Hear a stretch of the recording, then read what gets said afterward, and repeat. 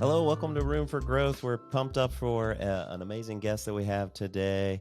And we've got the holiday weekend when we're recording this coming up July 4th. So I know I'm excited for some beach, some beer, some brats, all the things that I love to enjoy. And we'll talk about it later, but a good book on the beach. Billy, at the same time leading up to that, the Ken's Lions Festival has been happening, and I know you and I weren't there, so we just have been watching on LinkedIn and Twitter with massive amounts of FOMO. Yeah, it is totally true. I've been following basically every major CMO talk that's coming out of that festival, just thinking about how I would respond if I was there, having a much more in-person experience than I am today. But a few of my favorite things to just dive right into. So, I have a pretty big crush on the CMO of Coca-Cola. He spent a lot of time talking about focus and subtraction, how Coca-Cola is kind of getting rid of some of their zombie products to focus on more of an end-to-end experience um, for some of their core brands, which I think is really interesting, just sort of making their entire portfolio a little bit more palatable. And at the same time, they're also overhauling their agencies so that they can create better consistency. Um, I know that at Willow Tree, we talk a lot about the power of subtraction and just removing things from your plate, removing things from Yeah. what you do each day and from your areas of focus. I was curious, Billy, what you think about when a brand says they're going to subtract and they're going to focus. Does that work? Just become overwhelming? Well, I think what we see when we're talking to so many brands is this attempt to do so many things, especially right now when we're in we're kind of continuing this digital transformation. We'll meet with a brand and they'll say, "Well, we're going to undertake this and we're going to undertake that," and we've been in it enough to where it's like, well, are you prepared for that? What that journey means? So it's not just in messaging, but it's all the foundational items in the background. I think the subtracting how many of those things you're trying to tackle at the same time is the smarter way to go about it. But sure, and the messaging side as well, trying to not deliver too many messages in too many different channels is something that we're constantly helping our. How many clients have we started working with where it's like, oh my gosh, you're batching and blasting at an unbelievable rate. Yeah. Like let's step back and tone this down. So yeah, I can get behind that. That's like a great concept. The same one I think of. We work with so many brands who have done batch and blast for so long that then they really want to break that mold. They want to move to more like automated, more mature, more personalized campaigns. But it is really hard to convince a Right. brand that has been doing things at massive scale for so long that it is okay to do less, do it with more value, do it with more intention, Yep. rather than just sort of like using their channels as billboard status. That was exactly the idea I thought of when I heard him talking about where they're going to put some focus on end to end experience. Yeah. Yeah. And out of the festival, somebody, you just talked about Coke. I'm going to go to more of my favorite brand, Pepsi. And somebody that we've worked with, Todd Kaplan, who's the CMO over at Pepsi and is an incredible leader, incredible marketer. And we've seen that firsthand. Talking about, I kind of read his quote as simplicity. Brand and agencies need to reframe their relationship and put the idea at the center of everything. And from working with Todd, I know he's really focused on delivering, starting with the idea and then building out around that. And that's why so much of the work that Pepsi produces and that he's leading is so impactful, and why he was up on stage for some of their big campaigns that won some awards at the festival. Yeah, even on that front, some of the data that we're seeing coming out right now that is really interesting and relates to that is this notion that came out of research conducted by Edit and Kinnan-Carta that said that of the age groups and demographics they surveyed, over 50% of respondents stated that um, companies which were not applying personalization to their communications were unlikely to receive a repeat Hmm. customer. So I Yeah. think their bigger point was like people actually aren't loyal to brands anymore. You can simply only change their behavior, that people are behavioral. And I think in marketing, you've known that for a long time, that like what it means to be loyal to a brand means that you subconsciously choose that brand when your purchasing behaviors get kicked off. But it is really interesting to hear that personalization is oftentimes the trigger and the Yeah. reason why a consumer would pick brand X over brand Y. Like, what an interesting concept for the Pepsi Coca-Cola war, where they're going to Yeah. both really struggle to do that in a meaningful way. Yeah. And all kind of consumer CPG custom brands are going to have that challenge. And we'll get that into that a little bit with our guests. It's not an easy challenge to solve. The thing to remember is that personalization has been this just like almost eye-rolly buzzword that people love to talk about, love to claim, and it's not really, it's hard to do it really well, and there's so many technical and foundational elements that behind the scenes that are expensive and take time to build. So but the things that brand leaders and technical leaders need to realize is, I think, as that research kind of implies, brand consumers expect you to deliver a personalized experience, and that better be a whole lot more than "Hi, Billy" in the subject line or the outcome.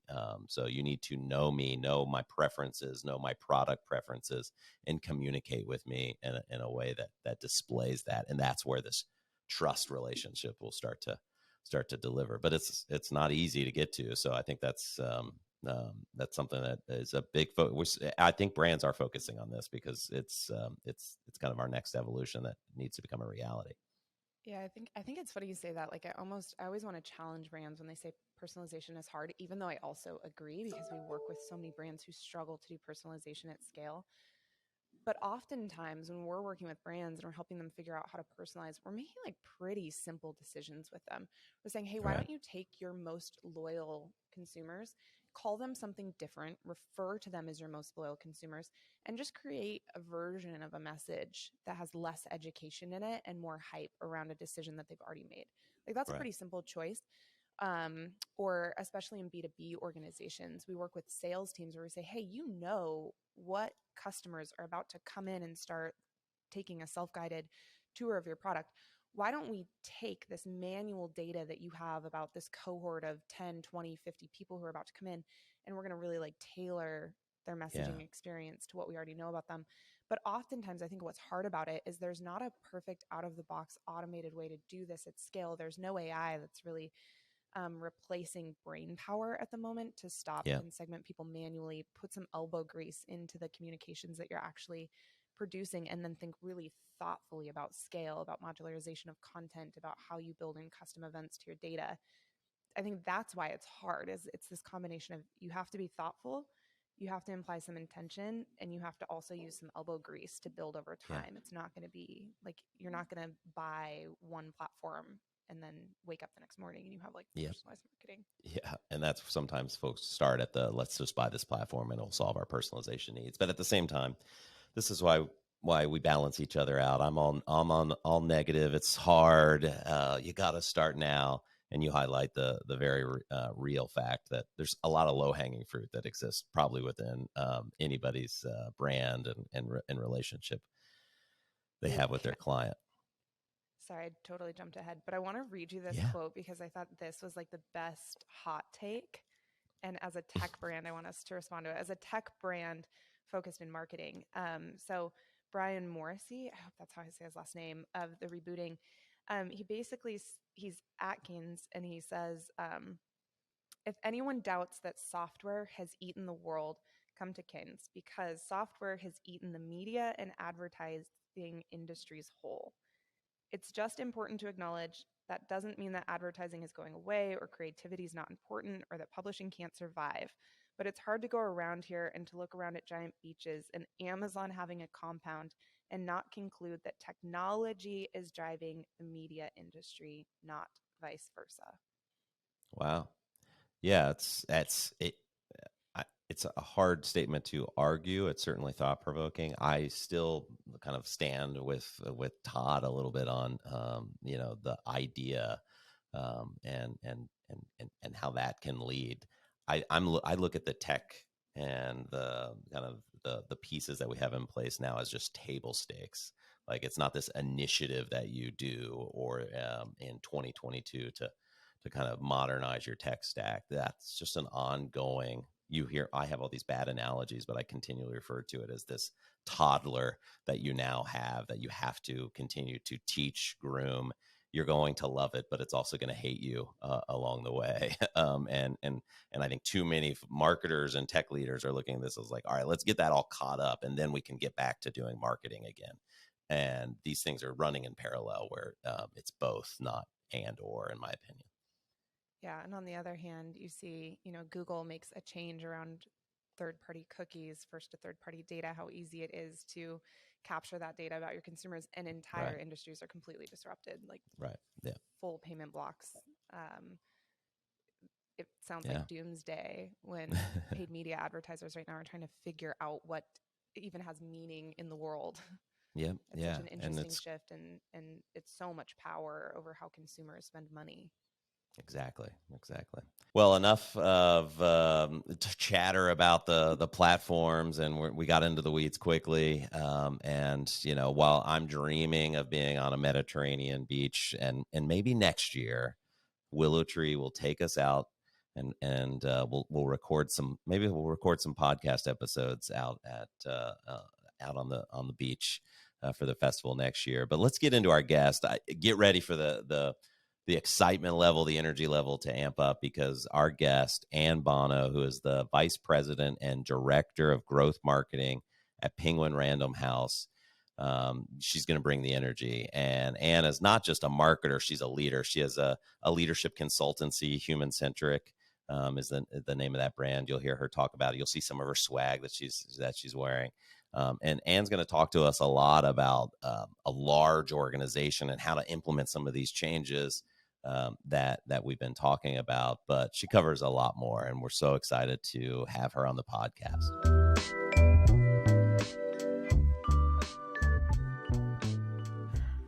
And thank you so much for coming to Room for Growth and joining us today. Billy and I are pumped to have you.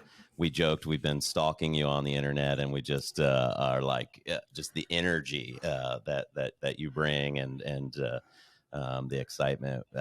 We're pumped to talk to you. And so with that, welcome, and tell us a little bit about you. Who are you? What do you do in growth marketing, and introduce yourself. Sure. Well, I am stoked to be here. I appreciate the opportunity to talk to this audience. Any opportunity I get to talk about marketing is always a good one. I'm often reached out to talk about leadership and to talk about culture building, but I don't often get to talk about marketing, which is what I've actually done for the past 20 years. And so this is terrific. I'm super excited. I'll give you my bio in a nutshell. So like I said, I've been in marketing for about 20 years. Fully homegrown, don't have an MBA. Back when I was in college, we didn't have marketing degrees. This whole digital marketing thing didn't exist. I'm old, everybody. Welcome. So I purely homegrown. I got into marketing because I was super into social media. I was at Yale when Facebook was starting to be a thing. I was an early adopter to that. I was an early adopter to Twitter, Pinterest, and I just kept raising my hand anytime a marketing opportunity was. People were like, do you know how to do this blog thing? Like, I do in fact know how to do this blog thing. I'll run the blog for you. Do you know how to do this Twitter thing? I'm like, in fact, I do know how to do. And the blog thing and the Twitter thing turned into the content thing, turned into the social media management thing, turned into the product marketing thing, and cut to me, 20 years later. And I've held multiple roles across multiple types of organizations. I've been in fitness. I've been in tech. I've been in publishing now. And now I am the VP and director, should be fancy in my full title, the VP and director of growth marketing for the consumer marketing organization at Penguin Random House, which is the largest book publisher in the world. And it is a dream job. And I get to put books in the hands of more readers. It's literally the purest job I could possibly have. And yeah, that's me in a nutshell. Personally, like I said, I am 41 years old. I live in North Carolina. Me and my absolutely wonderful partner, Jackie, and our two kids live in a small town that's about 20 minutes south of Raleigh. And we are loud, proud, queer as all can be, and super passionate about all of those things. Awesome. That's amazing. Great. Well, thank you so much. And, Penguin House, we'll get into kind of all of those bits of information that you threw out there here throughout our time together. But Penguin House, I think, is a brand we all, at least if anybody that's read a book at some point has stumbled across the Penguin House brand. You said it's the largest. Did you say how many kind of different brands are there? It's a large conglomerate, right? Yeah. So Penguin Random House is the largest book publisher in the world. And it has over 10,000 employees across the globe. It is truly a global company. And I mean, I don't even know exactly how many books we publish. I know it's thousands of books that we publish every single year. We have 6 imprints, 6 divisions in over 70 imprints. And I guarantee you absolutely have multiple PRH books in your house right this second. Like household brand names, like Simon Sinek, for example, has an imprint at Penguin Random House. Adam Grant, like all of these folks that you would automatically know the names of. Glennon Doyle, I think maybe even Brene Brown. Don't quote me on that one, though. I'm not sure about Brene. But yeah, it's a huge organization with the aim of putting books into as many people's hands as humanly possible. That's amazing. It is. What are some of the biggest marketing challenges that you are working on right now? Good Lord, that is a huge question. So from a personal singular perspective for me as VP and Director of Growth, probably the biggest challenge that I am facing is just how very different this role is than other growth roles I've had before. In the past, when I came into an organization as a growth practitioner, which essentially means, by the way, like I hate the term growth hacker. That's not what I do. What I do is I build brands and earn the trust and engagement of people in an education and value-based way. That's what we do. If anybody tells you that they're growth hackers or growth ninjas, I can't even raise one eyebrow, but I make myself raise an eyebrow with my finger because I'm like, what does that really mean? But in previous organizations, I had been responsible for a chunk of the revenue, sometimes 100%, at least 50. I had been responsible for the entire customer life cycle. So I was truly in charge of the actual hands-on growth of an entire organization. Penguin is different, and it's different in large part because of its size, number one, and because of the decentralized nature of the marketing that we do. So I said, I am part of the consumer marketing group, which I equate a little bit to corporate marketing, although it's not quite like that. But it's not the boots on the ground, divisional imprint-based marketing of the authors and the books specifically. Now, we do lots of events with authors and we do lots of individual book promotions, but we are not responsible for the growth of the individual authors and the individual books. We are actually responsible for the growth of the brand. I am personally, in my job description, is the growth of web visits, retargeting visits, email lists, engagement with social. So all of kind of like the big first looks that you get, the big communications that you get with a brand. That's what I am responsible for. So in a very real way, me and my team, we're responsible for the name of Penguin Random House out in the world. And to me, that's the biggest challenge because it's hard for me as a control freak to be in charge of growth, but not actually run all of the growth. And so what we work really hard to do is do a lot of really good work, lots of testing, lots of experimentation, and then take those learnings and best practices and then give them to the other teams that are doing all of these decentralized teams that are doing their individual marketing work for authors and brands and really, author brands and books, and get them to use those as well. But they're at liberty not to use them if they don't want to, right? And so it's interesting. It's a very interesting, we are forced to be as value-driven as possible simply because we are not in a position where we're going to force anybody to follow any of the best practices. We don't dictate, we simply encourage and test. So to me, that's been the biggest challenge, is working intelligently within and effectively within a decentralized structure.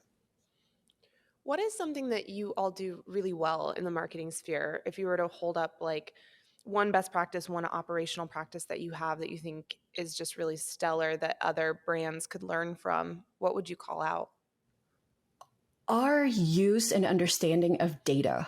I have never been in an organization that has quite as much usable true data as we have at Penguin. I've been in organizations before where the content game was just off the charts. I've been in organizations where the branding game was just off the charts.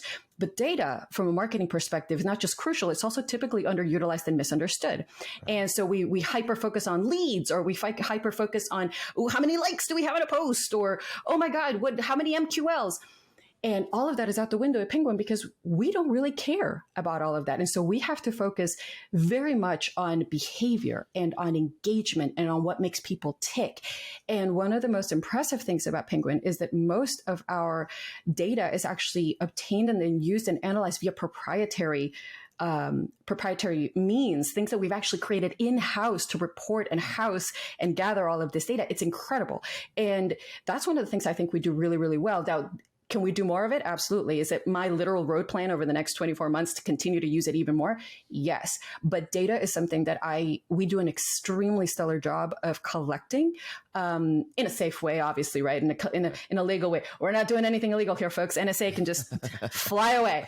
But we do a really good job of collecting that data and understanding what readers want and how they want it and why they want it, so that we can offer them more of the things that will let them continue to enjoy their reading experience. That's amazing. So, in the way when I think about Penguin House and your data challenge, it reminds me of some of our clients that Billy and I have worked with. Pepsi as an example, where oftentimes when we're purchasing a Pepsi product, it's at a grocery store or a bunch of different C-store, and oftentimes when I'm purchasing a book, it's through one of many different channels: in the airport, Amazon, Barnes and Noble. And I know you have your own D2C channel as well. Mm-hmm. Is there like a CDP strategy? How are you bringing all that together, or is that really not part of the data strategy currently? That is such a terrific question, and one that we're actually kind of, I wouldn't say grappling is too strong a term, but one that we're really kind of trying to understand right now. Because the way that we bring all the purchasing together, we didn't really actually have a D2C structure until the pandemic hit. And the reason we actually put it in place was because Amazon was very clear, understandably, and yes, we supported that fully, that they were going to deprioritize books, right? They were like, we're going to reprioritize the things that people need to be able to survive, the toilet paper, the whatever. Like, we're going to put that at the forefront. And we said, okay, that's absolutely support that. But at the end of the day, Penguin Random House is a business. PRH is a business. We got to make money or we go under too. And so we actually put the D2C motion in place really at that time. But it's still not actually, even though from a data perspective, it's where we get the richest data, right? It's still not something that we prioritize fully. So we are one of the things, if you go to any of our product pages, what you'll see is that we have the availability for any customer that lands or any reader that lands on the website to choose where they're going to purchase their book. You see Amazon, you see Walmart, you see Target, you see us, the D2C like PRH itself, you see Books A Million, you see the indies as well. You see IndieBound, you see all of those things available. And we basically give the option to folks to choose where they want to buy. The challenge for us comes in the actual collection and organization of data, because obviously from a D2C perspective, we have the richest data possible, right? We selfishly, I want at least a significant small percentage of folks to buy from there, because that will let me make smarter decisions from a marketing perspective. Yeah. But ultimately, most folks will buy from, where do you think? Amazon, right? So they'll click the Amazon button and it'll go, and we get some good rich data from Amazon, but from almost everywhere else, we have very little data coming back to us about what they bought, when they bought it, why they bought it. All we can see is the click with the retail click out. That's all it is. So we're essentially trying to figure out how to combine all of that data intelligently. What data can we use? How can we make decisions based on retailer data? And oftentimes how we can make stronger relationships with these other folks, like on the other side, the Targets, the Walmarts, the indie bookstores, to see what kind of data we can get back. So yeah, I think the strategy is just right now, how do we combine the data? There's no strategy really. It's just like, let's take the data that we can, make intelligent decisions with D2C, make intelligent decisions with what we're getting from Amazon, and then kind of moving on from there. So today we wanted to talk to you a little bit about segmentation and marketing, especially to niche audiences, particularly against a cultural backdrop of events that are meant to draw greater inclusion. But before we get into that, I want to ask one more question about Penguin Random House, because you guys have to be doing this well, perhaps not you as a person in your day-to-day role, but as a brand, when you're working with something like 300 imprints, 70,000 digital, 15,000 print titles annually across lots of different genres, types of readers. How do you even think about breaking down reasonable segmentation or understanding who your niche audiences are and how to reach them? What are you doing well in this space? So from a imprint and divisional perspective, I think we're actually getting ready to move into this space, which is really starting to understand if you like this, then you might like that. technology and behavior from a reader perspective, because imprints especially, and I love that you brought that up, imprints especially are driven by individual specific books, right? So for example, right now I believe we're still in pre-order for Bono's latest book, right? From the YouTube singer, Bono. And so and it's spiking, and we know that that's a very specific interest. So we're really trying to start to harness like, okay, if you like rock, biographies, then you might also like this. So we do a lot of if this, then that. And we actually have proprietary technology that allows us to make those comparisons back and forth and provide that. From a broader perspective, in terms of like niche audiences and how we are able to better serve them and understand what they want, I think one of the things that we're doing extremely well is really focusing on multicultural campaigns. So we try to create campaigns. For example, the one that I honestly love the most, it's called Always Black.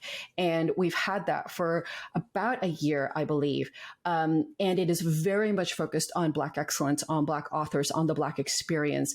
And those folks are coming to us for that content in those books.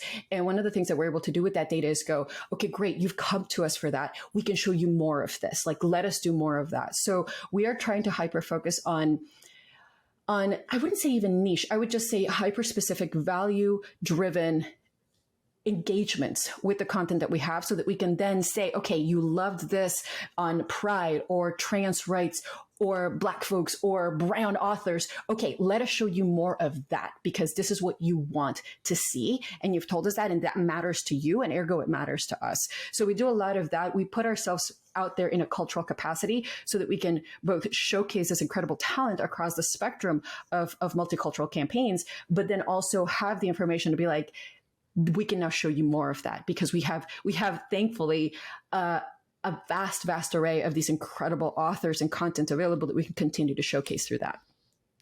Yeah, I love that. So many brands are focused on like cross-sell, upsell, multiple categories, but it sounds like for y'all, one of the unlocks is, if somebody loved X, let's show them more of X. Mm-hmm. So it's kind of that Amazon principle of, if they bought this thing, once in a while you might mess up and say, buy another vacuum cleaner when they bought a vacuum cleaner, when that's not what they're looking for.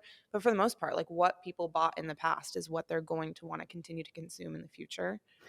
I would say that's absolutely accurate. And because another thing that I think we do really, really well at PRH is understanding that ultimately what we are selling is passion.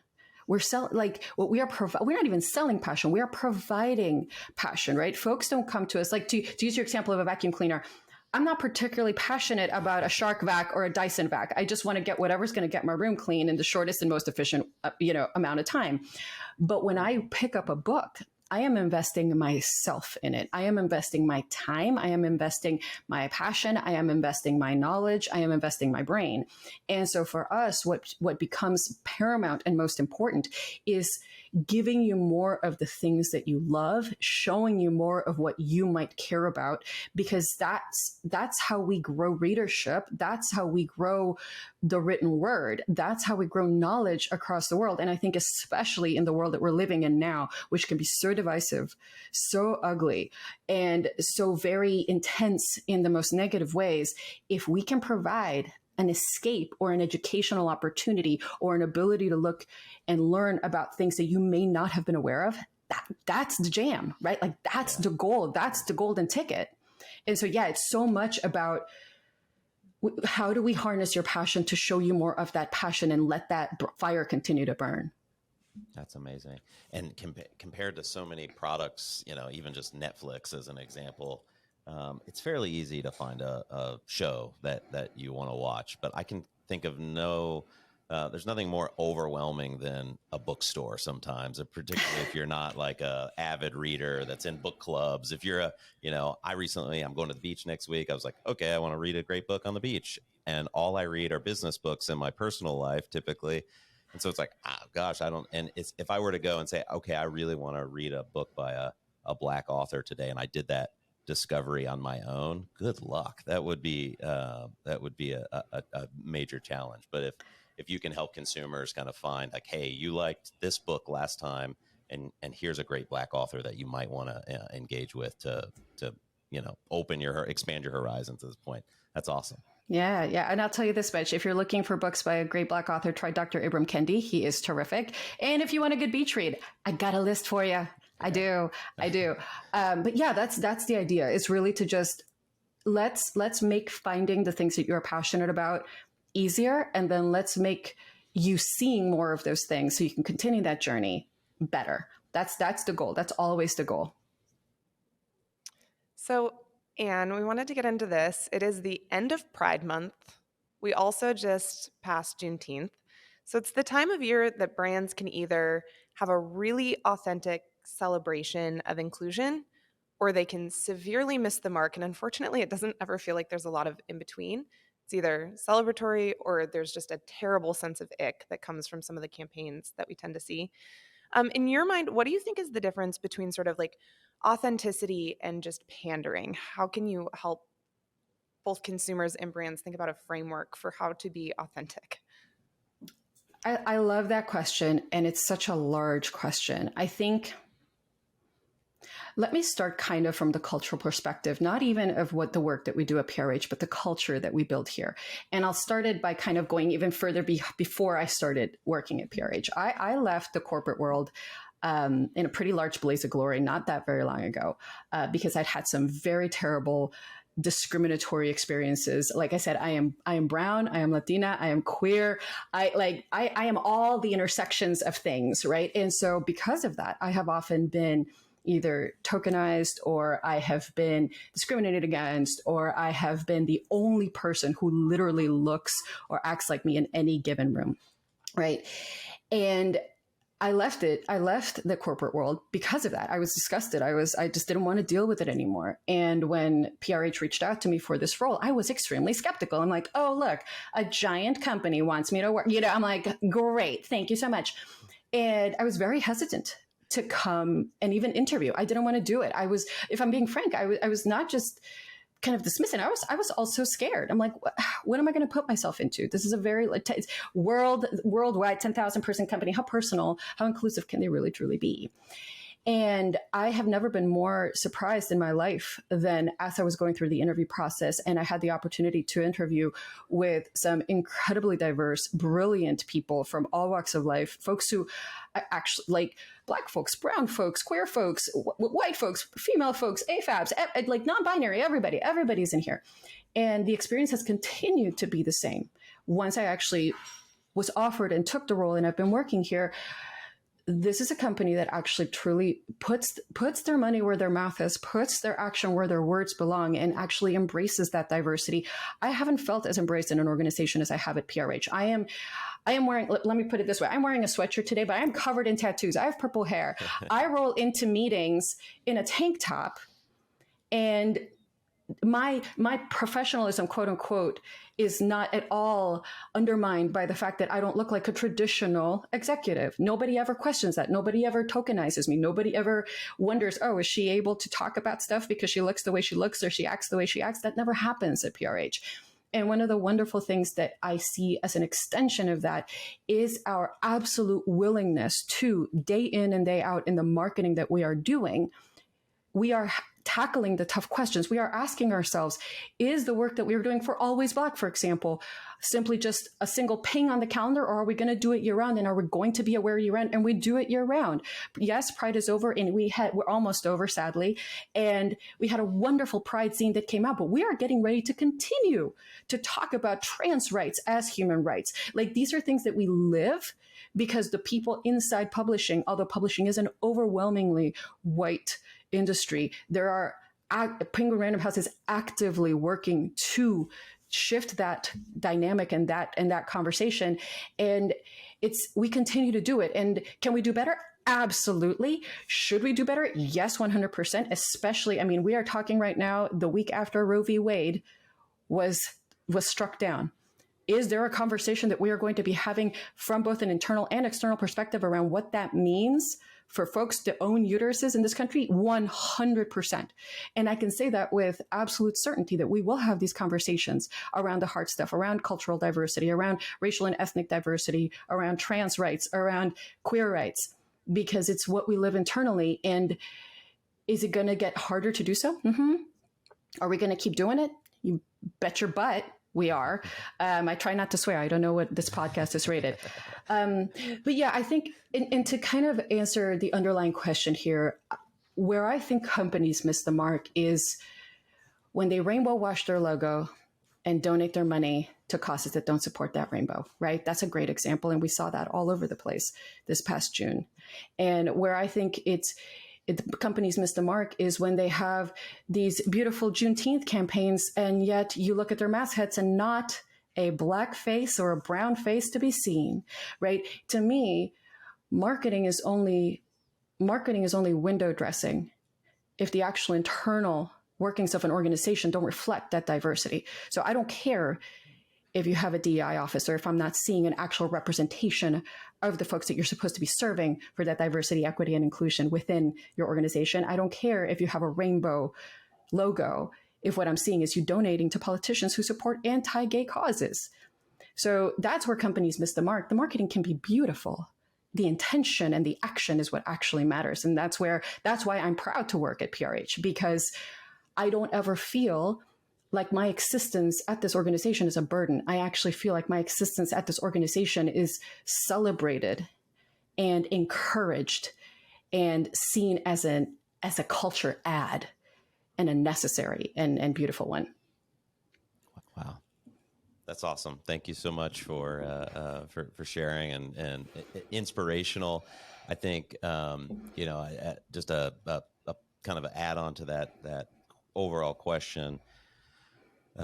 You really got into the bigger picture in terms of brands really have to kind of back up what they're putting out into the market, and that's 100% true. What about brands, in marketing on the day-to-day level? It's so easy. Billy and I have been part of this. I'm sure you have, where you mess up. An email subject headline that kind of misses the mark, and maybe it even went through the channels and the review channels, and it just comes across a little bit wonky, whatever you might define as wonky. What do you think brands should do when they mess up? Definitely the culture has to back up what the brand is putting out there, but on the day-to-day level, what do you think a brand should do when they make a mess up in more of the marketing channels that we deal with every single day? Email, push, in-app messages. I think the answer is super simple. You own it. You own it. It's this fear of admitting that we messed up that's actually keeping us from progress and learning in marketing. I mean, in life, but in marketing especially, is what is the absolute worst thing that can happen if you say, hey, y'all, so sorry, messed up here? What exactly are we so afraid is going to happen? Right. Like truly, I'll say this. One of the things that I constantly tell my teams is I don't care if you fail. I really don't. In fact, I would prefer that you fail, because when you're failing, you're experimenting. Sometimes we just mess up because we mess up, but oftentimes we're failing because we're experimenting and something didn't quite hit the mark. I don't care if you fail. The only time I start caring is when you fail the same way twice. And that's because that means you didn't learn from your mistake. You didn't realize that you made a mistake. You didn't own your mistake and then take steps to either rectify it or grow from it. That's the only time I care about. When a marketing campaign doesn't hit the mark, you step back, you analyze what happened, and if other people outside were affected for whatever reason, you own it, you apologize, and you do better and move on. Yeah, that's it. To me, it's super, super simple. We have to let go of the fear of failure. The fear of failure only defines us if we don't accept that we failed and we grow from it. That's it. That's it. And an organization is absolutely allowed to make mistakes. We are. We're human. What are we expecting? And I think, and I won't go on quite on as big a soapbox here, but I will say this. I think that in marketing, we are unfairly placed to a standard that is entirely too high in terms of perfection. We are expected to never screw up. We are expected to always hit the mark. We are expected to always know exactly who to hit and how to hit with what messaging at the exact right time and what's the time that you should send the email. And oh my God, did you set up the retargeting? And why isn't it performing? And sales is yelling at you and CEOs and... Why are we held to a standard of perfection that is simply not the case in life, but especially within an organization? Why? And it's easy to say, well, it's the most visible, and it is, right? Our mess ups are more public than the standard mess up of other departments, but that doesn't mean we should be held to a higher standard of perfection. It simply means that our mess ups require potentially public apologies. And that's it. So just cut marketing a break. Let us screw up. In fact, you want us to screw up because it means we're trying new stuff. And if we screw up, we apologize. I think that's totally true. I think like being authentic in an apology and raising awareness, especially once you have an awareness that something may miss or may alienate people. For instance, I think there's a lot of awareness right now around like Mother's Day and Father's Day campaigns, to be really mindful of letting people know they can opt out of those campaigns because they can hit such an important relationship and trigger moment. But when you're responsible for growth, I think at your core, what you're trying to do is change people's behavior. And when you're trying to do that, I know I've been guilty of this. You're basically testing, do we go with something that's going to trigger a more negative emotion? Will that drive better growth? Or a more positive emotion? Is that going to create a better click-through rate?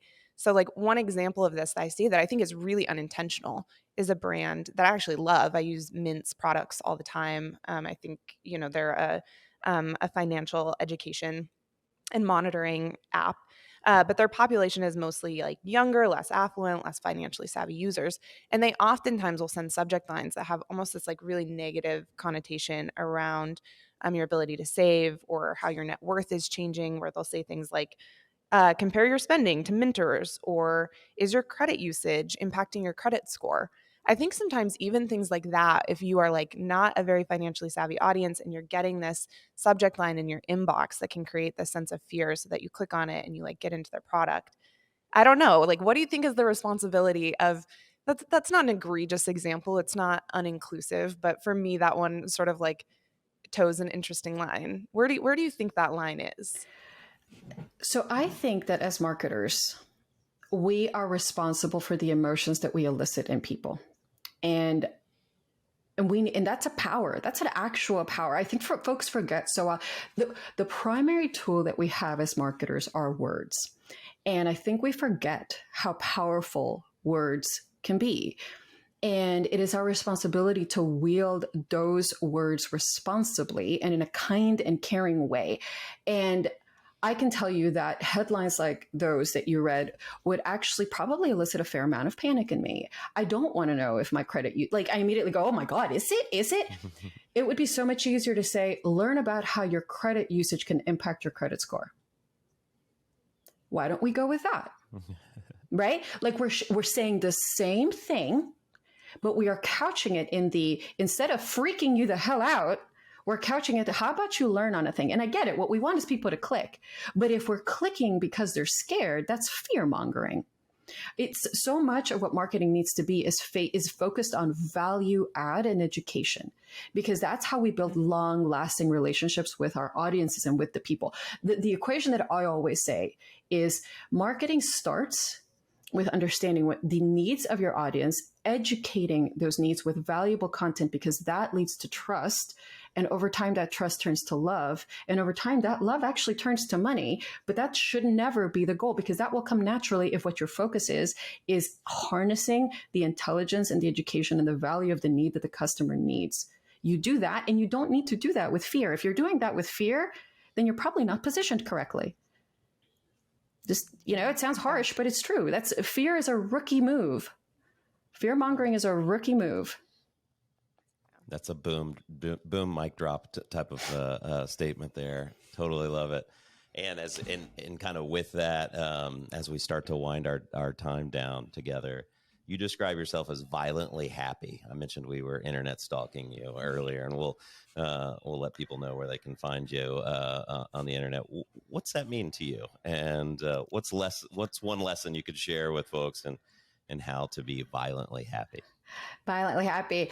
It's interesting. That's one of the most common questions that I get. And I absolutely owe that entirely to my partner, Jackie, who describes me, who was the first person to describe me as a violently happy individual.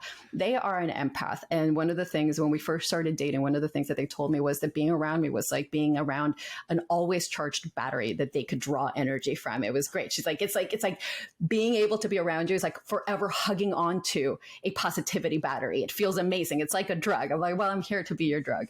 But I think for me, what it is I think I'm just wired that way. I honestly, there's nothing I do necessarily on a day-to-day basis that goes, I'm going to be violently happy today. I just think that it takes a lot more energy to be angry and sad and hateful than it takes to be happy. Your default, it's easy to be happy. It's easy for me if you let people live the life that they want to live. If you let people exist in the way that they want to exist, stop concerning yourself with how to control others. Control is an illusion. And so the minute you let go of that control and focus on what makes you happy, what makes you feel fulfilled, what makes you feel good, it becomes, for me, easier to embrace that happiness and then put that happiness out. Because again, I'm not particularly religious. In fact, I'm agnostic, probably atheist at this point. The way the world has gone the last couple of years, definitely atheist. But for me, the world gives you back what you put in it, whether you think that's through religion or through energy or through the universe. The world gives you back what you put in it. So if I am putting out violent happiness all the time, I have a greater chance of getting violent happiness right back. And it's just, to me, that's the vibe. Like, why spend my time being angry or upset when I can, and I'm fortunate to be able to do this, but when I can choose to be happy, where I can choose to let that shine. And I find also that when I do that, I tend to be able to bring that happiness to others. And that, to me, is probably one of the most valuable things I can contribute. Is I can contribute my voice, I can contribute my diversity, I can contribute my enthusiasm, and I can contribute my obnoxiously intense optimism and happiness, because there's not near enough of that out there. And the more that I can do that, I think the better the world can be, even if it's just a smidge to my immediate circle. Love it. And I want to clear the day and keep talking to you forever. But in interest of time, if more people just need a little bit more of that battery power, they need some influence to understand how they can weaponize their own happy to make the world a better place, where can they find you on the internet? Do a quick drop of where any listeners could come check out more. Sure. So I live primarily on 2 social platforms. I live on LinkedIn and I live on TikTok. So if you want to find me on LinkedIn, you can find me there at Anne Bono. So ANNEBONO. You can't miss it. My profile is green and hot pink. You cannot miss my face. And you'll see the same profile pic if you go to TikTok. And there I am, Leadership Coach Anne, because outside of my VP of Growth responsibilities at PRH, I'm also a leadership coach, actually upcoming author and also speaker. And I post so many videos around how to be a better leader and how to be a better manager there as well. So those are the 2 places. If you're really looking for violent happiness, I recommend TikTok, because that's when you get the whole experience, like visual, audio, all the things. Come and hang out with me there. Yeah, okay, I checked out your TikTok profile and I laughed. I learned a little bit and then I laughed some more. So I totally recommend folks check that out. Sorry, Billy, Go ahead. Oh, I was going to say, and then selfishly, we're heading into a long weekend and you promised us some beach reads. What do you recommend? Oh my God. So, I am not going to be the best recommender of that, because I'm in the middle of reading a whole bunch of Harvard Business Review articles. So I have not, but what I can do is recommend that you go to penguinrandomhouse.com and take a look at one of our read down beach read lists. Because we actually did just launch them. I am boring, y'all. Like, I look like I'm a lot of fun on the outside, but really all I want to do is watch Netflix cooking shows and read Harvard Business Review. So I am not a beach read kind of person, right? But I can tell you that we have lots of amazing beach reads listed on prh.com. So please, by all means, come on and take a look at it. Sure will. I think Harvard Business Review counts as a beach read. Right? I just took my latest issue to the pool. I mean, come on. You 2 do the beach different than I do then. That's obvious. Amazing. Awesome. Anne, thank you so much. Your energy, your violent happiness is something that it's a Monday when we're talking. I'm planning on using it as fuel for the rest of the day. And I know our listeners certainly appreciate the advice and some of the learnings that you've experienced out there in the marketing world. And we thank you so much for giving us your time today. I appreciate y'all giving me a platform to be violently happy and unapologetic. Thanks, Anne.